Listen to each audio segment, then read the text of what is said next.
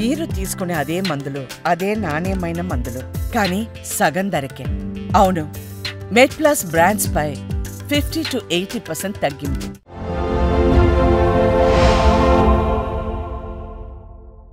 ఈ మధ్య కొన్ని వార్తలు చూసినాం మనము, అంటే బేరియాట్రిక్ సర్జరీ వికటించి వ్యక్తి మృతి అని చెప్పేసి.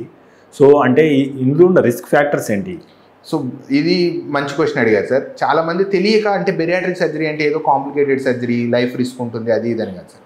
బెరియాట్రిక్ సర్జరీ తోటి రిస్క్ ఉంటుంది, డెఫినెట్లీ దేర్ ఈజ్ రిస్క్. ఎంత రిస్క్? మనం బైక్ మీద వెళ్తున్నాము, యాక్సిడెంట్ అయ్యే రిస్క్ ఎంత ఉంది? Same thing. ఎనీ సర్జరీ, నా దగ్గరకు వచ్చారు మామూలు చిన్న అపెండిక్స్ సర్జరీ కోసం వచ్చారు, ఆయనకి ఎంతైతే రిస్క్ ఉంటుందో, లేదంటే గాల్ బ్లాడర్ సర్జరీ కోసం వచ్చారు, ఆయనకి ఎంతైతే రిస్క్ ఉంటుందో సేమ్ థింగ్ బెరియాట్రిక్ సర్జరీలో కూడా అంతే రిస్క్ ఉంటుంది. సో రిస్క్ ఫ్యాక్టర్ లేదు అని అబద్ధం చెప్పడం కంటే దాని రిస్క్ మిగతా సర్జరీస్ అన్నిటితో కంపేర్ చేసుకుంటే కంపేరబుల్ రిస్క్ అని చెప్పొచ్చు. బెరియాట్రిక్ సర్జరీస్ ఎన్ని జరిగాయి గత 20 yearsలో కనుక మీరు చూసుకుంటే మోర్ దాన్ 1 lakh సర్జరీస్ జరిగి ఉండొచ్చు బెరియాట్రిక్ సర్జరీస్.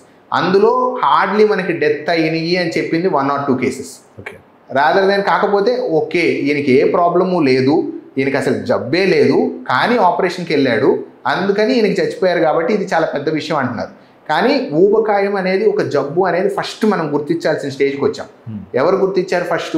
ఓకే, ఎవరో సర్జరీ కనిపెట్టినాయని గుర్తించాడు, అమెరికా గుర్తించింది, లండన్ యూకే గుర్తించింది, యూకే గుర్తించిన తర్వాత ఇండియా గుర్తించాలి అనుకున్నాం, ఇండియా ఇప్పటికీ గుర్తించలేదు నిజానికి చెప్పాలి అంటే.